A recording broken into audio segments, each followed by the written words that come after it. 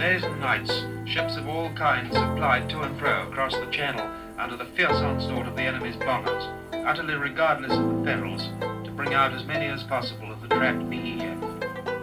There was every kind of ship that I saw coming in this morning, and every one of them was crammed full of tired, battle-stained and blood-stained British sailors.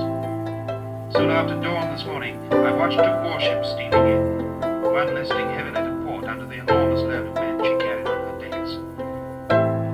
Transport officers counted the men as they came ashore.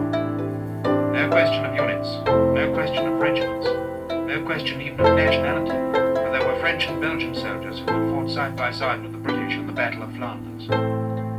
All of them were tired, some were completely exhausted. I watched one man, with eyes heavy with sleep, limped along with painful feet because his boots hadn't been off for 5 days, and at his back a ukulele dangling from his haversack.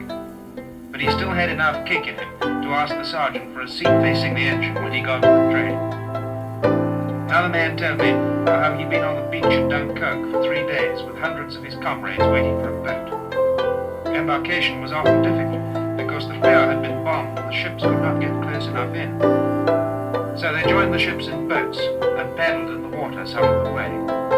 As each ship came in, the army doctors at the port would shout out to the captain on the bridge to ask for the number of wounded. In a few minutes the ambulances and the stretchers would be alongside to bring them off and take them to the waiting hospital trains at the station. The organization of the port was excellent. The ships were being unloaded at an astonishing speed.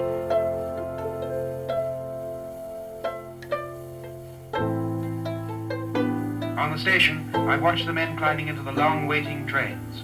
It was astounding to walk along carriage after carriage full of soldiers and to find in each one silence. And so the men of the BEF came home.